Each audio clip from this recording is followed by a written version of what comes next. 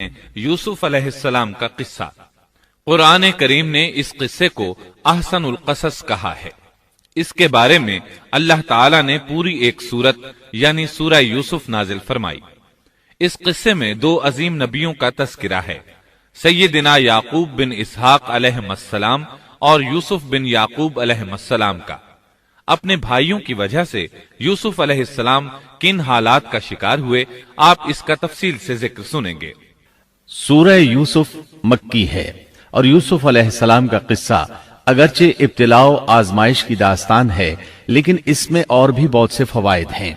سننے والا اس سے لطف اندوز ہوتا ہے، اپنے اندر رحم اور انس کے جذبات محسوس کرتا ہے۔ اس قصے میں ان حالات کی طرف بھی اشارہ ہے جو انبیاء کے ساتھ پیش آتے ہیں۔ عام انبیاء کے حالات واقعات سے معلوم ہوتا ہے کہ پہلے وہ آسودہ حال تھے، لیکن جب انہوں نے دعوت دی تو ان کی قوم نے انہیں جھٹلایا، پھر آزمائش کا سلسلہ شروع ہوا، پھر ان کی قوموں پر عذاب آیا۔ اس قصے میں معاملہ اس کے بالکل برعکس ہے۔ اس میں شروع میں ابتلاء آزمائش کا دور ہے، پھر آسانی اور فراوانی کی داستان ہے۔ ایسا کیوں ہوا؟ علماء کے اس بارے میں مختلف اقوال ہیں۔ عطا رحمت اللہ علیہ فرماتے ہیں، غمزدہ پریشان حال اگر یوسف علیہ السلام کے قصے کو سنتا ہے تو اس کے دل کو سکون ملتا ہے، وہ مطمئن ہو جاتا ہے، اس لیے کہ اس میں تنگی کے بعد آسانی ہے، مشکلات کے بعد اللہ کی نعمتوں کا نزول اس سے ظاہر ہے۔ سورہ یوسف سورہ ہود کے بعد نازل ہوئی۔ سورہ ہود میں انبیاء کرام کے تذکرے کے بعد قوم ہود اور قوم صالح کی تباہی کا ذکر آتا ہے، پھر ان اقوام کا تذکرہ ہے جو تباہ و برباد ہوئی۔ پھر سورہ یوسف عام الحزن میں نازل ہوئی۔ یہ وہ سال تھا جس میں نبی صلی اللہ علیہ وسلم کے چچا ابو طالب فوت ہوئے۔ ابو طالب ہر طرح آپ کا ساتھ دیتے رہے تھے، یہاں تک کہ رسول اکرم صلی اللہ علیہ وسلم فرماتے ہیں، قریش نے مجھ سے صحیح معنوں میں دشمنی کا آغاز ابو طالب کی وفات کے بعد کیا۔ ایک قول کے مطابق ابو طالب کی وفات کے صرف 3 دن بعد آپ کی پیاری اور محبوب بیوی، جنت کی عورتوں کی سردار، دنیا جہان کی افضل ترین عورتوں میں سے ایک سیدہ خدیجۃ الکبریٰ رضی اللہ عنہا اس دنیا سے رخصت ہو گئیں۔ انا للہ و انا الیہ راجعون۔ یہاں تک کہ ابن عباس رضی اللہ عنہما فرماتے ہیں، رسول اللہ صلی اللہ علیہ وسلم نے 4 خط کھینچے، پھر صحابہ کرام کو مخاطب کر کے فرمایا، جانتے ہو یہ خط میں نے کیوں کھینچے ہیں؟ انہوں نے کہا، ہم نہیں جانتے۔ تو آپ صلی اللہ علیہ وسلم نے فرمایا، جنت کی افضل ترین عورتیں 4 ہیں، ایک مریم بنت عمران، دوسری خدیجہ بنت خویلد، تیسری فاطمہ بنت محمد اور چوتھی فرعون کی بیوی آسیہ بنت مزاحم رضی اللہ عنہن اجمعین۔ سیدہ خدیجہ رضی اللہ عنہا اور ابو طالب کی وفات کا آپ صلی اللہ علیہ وسلم کو بہت شدید صدمہ ہوا۔ تب آپ کی تسلی کے لیے اللہ تعالیٰ نے سورہ یوسف نازل فرمائی اور آپ کو یقین دلایا کہ تنگی کے بعد فراخی ہوتی ہے، اور اس صورت میں سبق آموز واقعات اور عبرتوں کا تذکرہ یکجا کر دیا گیا ہے، جبکہ دوسرے انبیاء کے قصے قرآن اور احادیث میں مختلف مقامات پر ہیں۔ یہ قصہ قرآن کریم میں ایک جگہ کیوں ذکر کیا گیا، اس میں کیا حکمت تھی، اور باقی قصے مختلف مقامات پر کیوں بکھرے ہوئے ہیں، اس بارے میں علامہ قرطبی رحمت اللہ علیہ فرماتے ہیں، اللہ تعالیٰ نے انبیاء علیہ السلام کے قصے تکرار کے ساتھ ذکر کیے ہیں۔ ایک ہی بات کو بلاغت و بیان کے اصول کے تحت مختلف پیرائے میں ذکر کیا ہے، جیسا کہ ابراہیم علیہ السلام کا قصہ ہے۔ جب اللہ کے برگزیدہ فرشتے ان کے پاس آئے تو ان کے آنے پر ابراہیم علیہ السلام نے جو مہمان نوازی کی اس کو مختلف انداز میں بیان کیا گیا ہے۔ ایک جگہ فرمایا، أن جاء بعجل حنيذ، وہ بغیر کسی تاخیر کے بھنا ہوا بچڑا لے آئے۔ دوسری آیت میں فرمایا، فجاء بعجل سمين، پس ابراہیم فربا بچڑے کا گوشت لے آئے۔ ان دونوں جملوں کو جمع کرنے سے معلوم ہوا भुना हुआ मोटा ताजा बछड़ा पेश किया गया। मुख्तलिफ जगहों पर उनका तज़किरा इसलिए किया गया कि लोग इससे इबरत पकड़ें। अल्लामा कुर्तुबी रहमतुल्लाह अलैह फरमाते हैं, यूसुफ अलैहिस्सलाम के किस्से को एक जगह और बाकी अंबिया के किस्सों को अलहदा बयान करने की एक हिकमत यह भी है कि मुखालिफ पर हुज्जत कायम हो जाए कि वो ना मुकर्रर कलाम ला सकते हैं और ना ही किस्सा यूसुफ अलैहिस्सलाम की तरह इकट्ठा कलाम ला सकते हैं। मतलब ये कि बलागत की हर किस्म में दुश्मन पर हुज्जत कायम हो सके।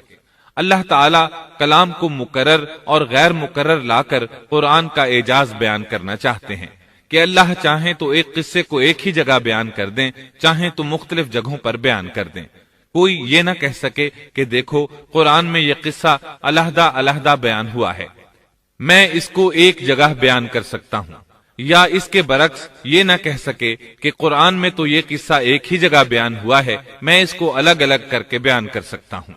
अब हम इस किस्से का आगाज करते हैं और इसी तरह करते हैं जिस तरह इसका आगाज अल्लाह रब्बुल इज्जत ने किया है। शुरू अल्लाह के नाम से जो बड़ा मेहरबान निहायत रहम वाला है।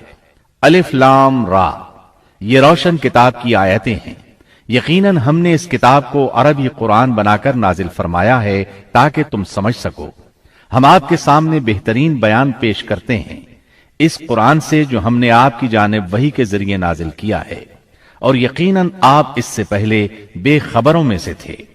किस्सा दर असल एक खबर के बाद दूसरी खबर और इत्तिला दर इत्तिला को कहते हैं, और किसस का असल किस्सा है यानी पीछे चलना, जैसा कि अल्लाह की किताब में है। मूसा की वालिदा ने उनकी बहन से कहा कि तू उसके पीछे पीछे जा, और किसस की असल यही है कि किसी खबर का पै दर पै आना। इसलिए इरशाद बारी ताला है, हम आप पर बेहतरीन किस्से बयान करते हैं, और यकीनन आप इससे पहले बेखबरों में से थे। गफलत से मुराद यहाँ अल्लाह के जिक्र से गफलत नहीं, बल्कि इसका मतलब ये है कि नुज़ूल कुरान से पहले आप इन किसस से वाकिफ नहीं थे। अल्लाह ताला सूरह यूसुफ आयत 4 और 5 में फरमाते हैं, जब यूसुफ ने अपने बाप से जिक्र किया कि अब्बा जी, मैंने 11 सितारों और सूरज चांद को ख्वाब में देखा है कि वो सब मुझे सजदा कर रहे हैं। याकूब ने कहा, प्यारे बच्चे, अपने इस ख्वाब का जिक्र अपने भाइयों से न करना, ऐसा न हो कि वो तेरे साथ कोई फरेबकारी करे। शैतान तो इंसान का खुला दुश्मन है। रुया से मुराद वो ख्वाब है जिसको इंसान नींद की हालत में देखे, और रुयत से मुराद वो हकीकत है जिसको इंसान हालत बेदारी में अपनी आंखों से देखे। तो यूसुफ अलैहिस्सलाम ने ख्वाब में देखा कि 11 सितारे और सूरज और चांद उन्हें सजदा कर रहे हैं। याकूब अलैहिस्सलाम ख्वाब की हकीकत को जान गए, अगरचे आप ख्वाबों की ताबीर नहीं बताते थे, लेकिन उन्हें इल्म हो गया कि इसमें यूसुफ अलैहिस्सलाम की तकरीम है, और उन्हें यह भी इल्म था कि यूसुफ अलैहिस्सलाम के भाई उनसे हसद करते हैं।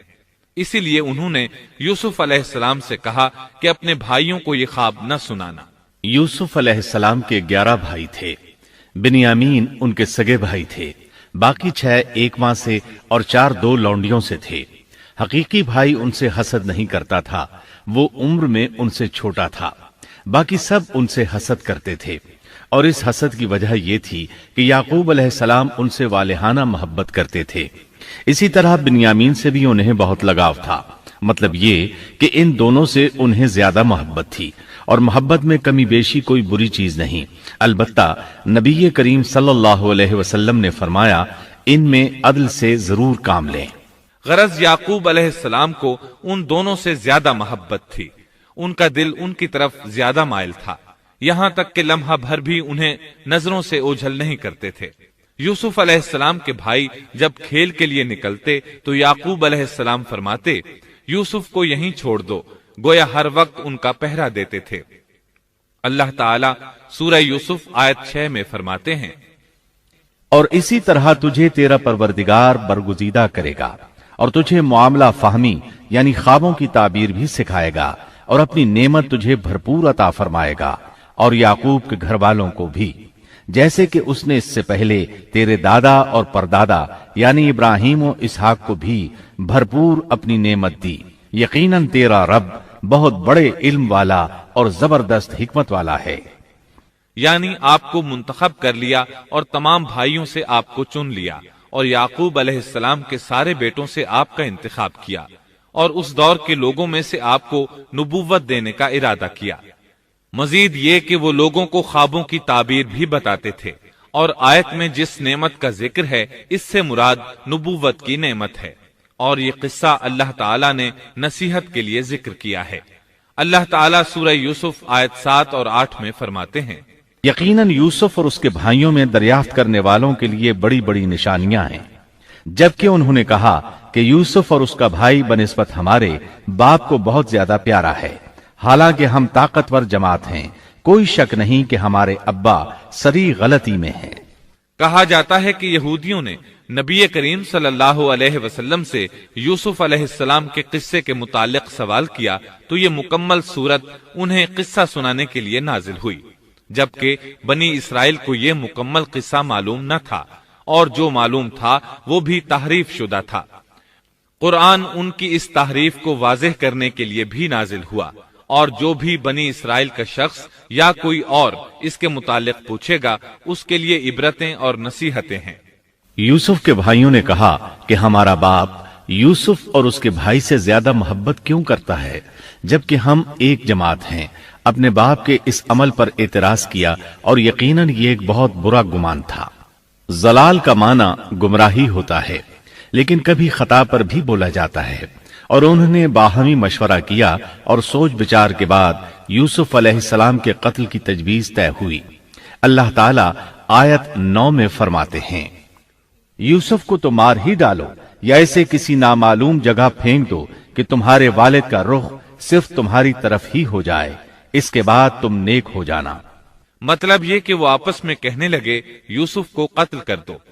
اس پر بڑے بھائی یہودا نے مداخلت کی اور کہا قتل بہت سنگین جرم ہے، اس پر وہ بولے تب پھر اسے کہیں غائب کر دو تاکہ باپ کی توجہ تمہاری طرف ہو جائے اور یوسف والی رکاوٹ ختم ہو جائے۔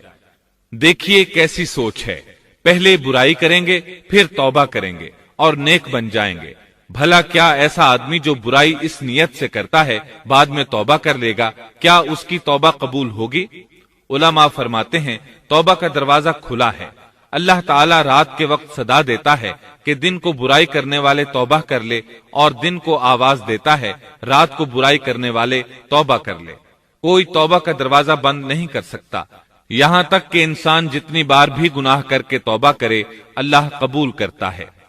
اس لیے اللہ نے ان کی توبہ قبول کر لی۔ تاہم اس بات سے ڈرنا چاہیے کہ اگر گناہ کرنے کے بعد توبہ کا موقع ہی نہ ملے اور موت آ لے تو کیا ہوگا؟ یہ بات نہایت ہی خوفناک ہے کہ توبہ کا موقع ہی نہ ملے۔ اللہ تعالیٰ آیت نمبر 10 میں فرماتے ہیں، ان میں سے ایک نے کہا یوسف کو قتل تو نہ کرو بلکہ اسے کسی اندھے کنویں کی تہ میں ڈالاؤ کہ اسے کوئی آتا جاتا قافلہ اٹھا لے جائے، اگر تمہیں کرنا ہی ہے تو یوں کرو۔ یہودا نے انہیں قتل سے روکا اور کہا قواسم کے راستے میں اموقی نام کا کنواں ہے، اسے اس میں ڈال دو، کوئی گزرتا ہوا قافلہ اسے اٹھا لے جائے گا، اس سے نجات ہی پانا چاہتے ہو تو یہ کام کرو۔ سب نے اس بات سے اتفاق کیا۔ اب اپنے باپ کے پاس گئے، باپ سے انہوں نے جو کہا آیت 11 اور 12 میں آتا ہے، انہوں نے کہا ابا آخر آپ یوسف کے بارے میں ہم پر اعتبار کیوں نہیں کرتے؟ ہم تو اس کے خیر خواہ ہیں، کل آپ ضرور اسے ہمارے ساتھ بھیج دیجئے کہ خوب کھائے پیے اور کھیلے، اور اس کی حفاظت کے ہم ذمہ دار ہیں۔ یعقوب علیہ السلام نے ان کی بات کے جواب میں جو کچھ کہا آیت نمبر 13 اور 14 میں اس کا ذکر موجود ہے۔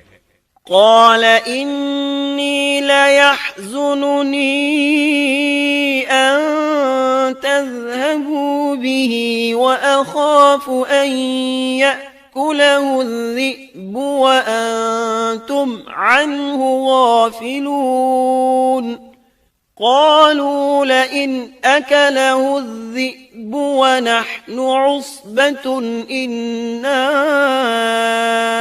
إذا لخاسرون۔ یعقوب نے کہا اسے تمہارا لے جانا مجھے تو سخت صدمہ دے گا، اور مجھے یہ بھی کھٹکا لگا رہے گا کہ تمہاری غفلت میں اسے بھیڑیا کھا جائے۔ انہوں نے جواب دیا کہ ہم جیسی زوراور جماعت کی موجودگی میں بھی اگر اسے بھیڑیا کھا جائے تو ہم بالکل نکمے ہی ہوئے۔ وہاں بھیڑیے کثرت سے تھے، اس لیے یعقوب علیہ السلام ڈرتے تھے۔ بیٹوں کے بار بار اصرار پر یعقوب علیہ السلام یوسف علیہ السلام کو ان کے ساتھ بھیجنے پر رضامند ہو گئے۔ اللہ تعالیٰ آیت 15 میں فرماتے ہیں، پھر جب اسے لے چلے اور سب نے مل کر ٹھان لیا کہ اسے غیر آباد گہرے کنویں کی تہ میں پھینک دیں، ہم نے یوسف کی طرف وحی کی کہ یقیناً وقت آ رہا ہے کہ تو انہیں اس ماجرے کی خبر اس حال میں دے گا کہ وہ جانتے ہی نہ ہوں گے۔ بعض روایات کے مطابق انہوں نے راستے میں یوسف علیہ السلام کو مارا پیٹا، برا بھلا کہا، اور ایسا کرنا ان کے لیے معمولی بات تھی کیونکہ وہ تو قتل کے درپے تھے۔ آخر کار کنویں کے پاس پہنچے اور مشورے کے مطابق انہیں کنویں میں ڈال دیا۔ یوسف علیہ السلام کنویں میں ایک پتھر پر گرے، یعنی پانی میں نہ گرے، آپ اس پتھر پر بیٹھ گئے۔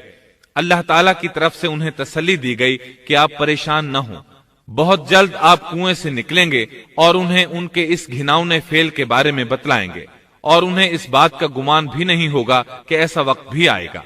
یوسف علیہ السلام کو کنویں میں ڈالنے کے بعد انہوں نے گھر جانے کی تیاری کی۔ آیت نمبر 16 میں آتا ہے، وَجَاءُوا أَبَاهُمْ عِشَاءً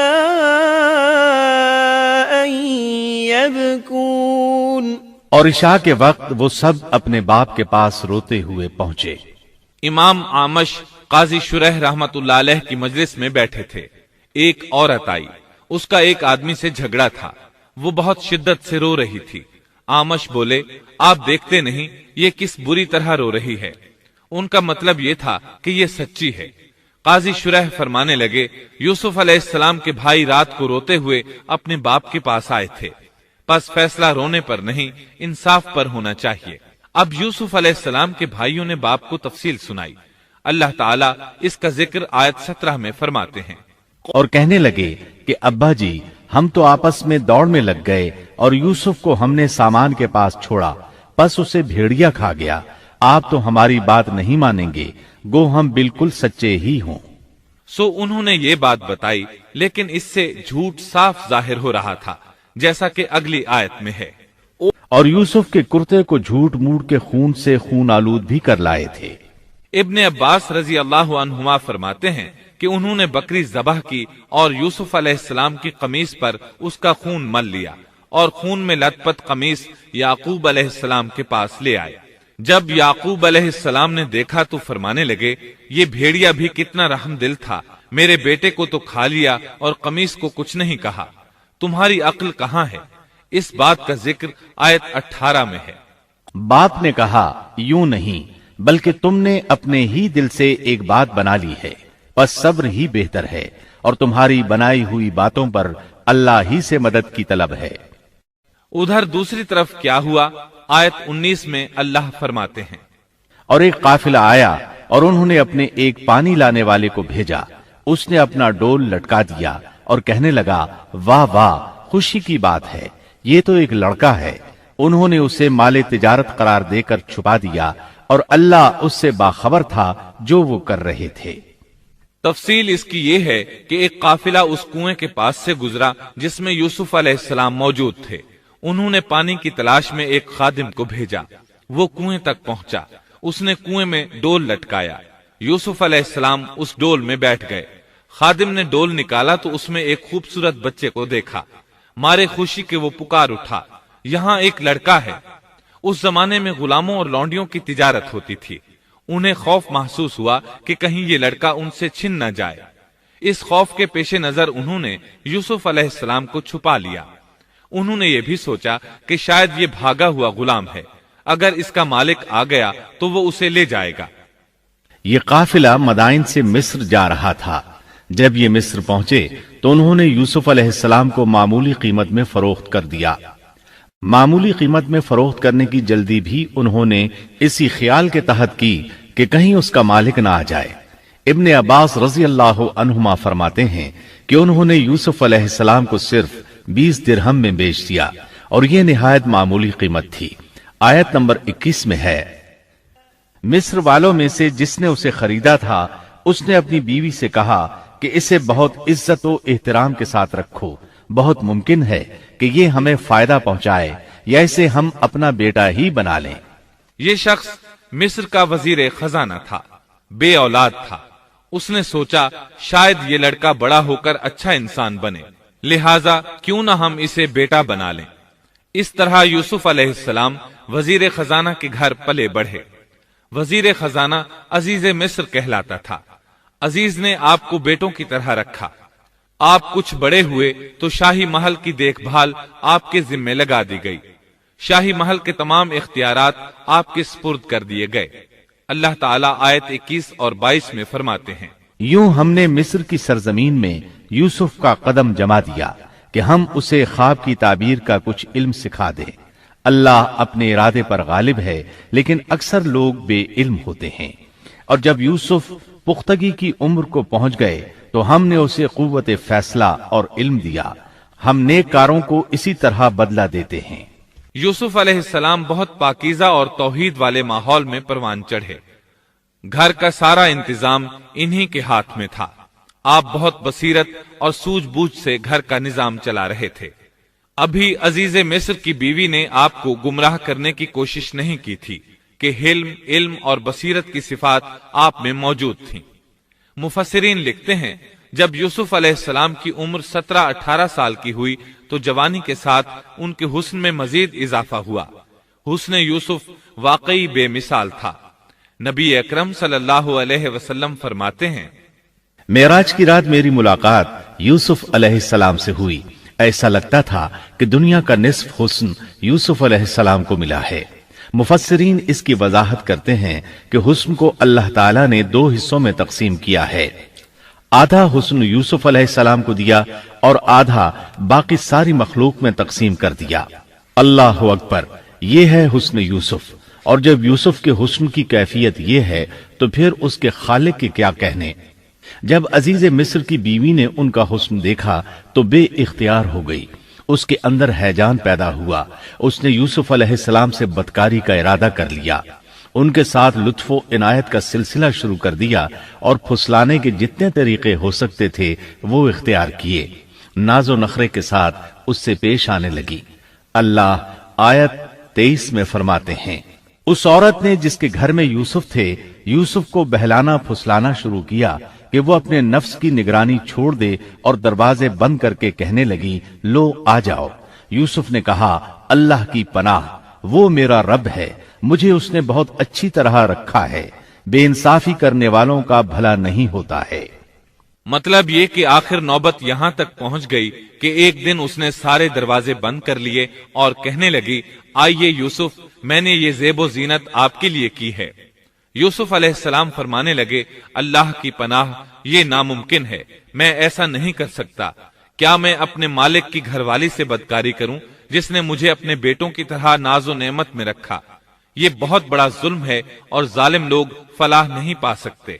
آپ نے فوراً انکار کر دیا، اس لیے کہ آپ صاحب علم تھے، صاحب حلم تھے، بادشاہ کے مقام اور مرتبے کو جاننے کے ساتھ برائی کے نقصانات سے بھی باخبر تھے، خود صاحب فضل تھے اور اہل فضل کے مقام و مرتبے سے بھی واقف تھے۔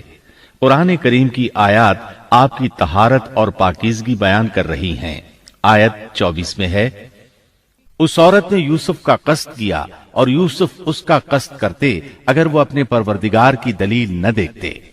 یوسف علیہ السلام نے اس کا ارادہ نہیں کیا، یہاں تک کہ اللہ تعالیٰ کی مہربانی سے ان کے دل میں اس گناہ کا خیال تک نہیں آیا۔ اللہ تعالیٰ نے آخر آپ کو علم بھی دیا تھا اور حلم بھی۔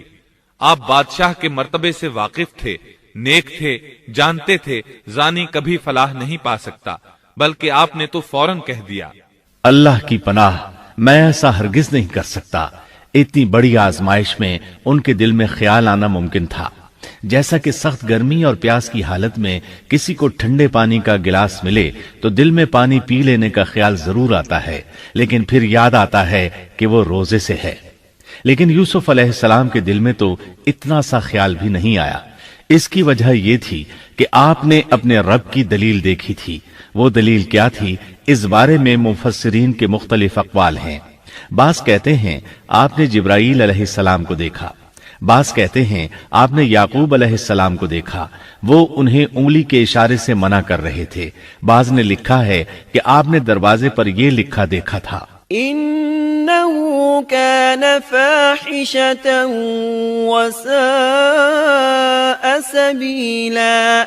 بے شک زنا بڑی بے حیائی اور بہت ہی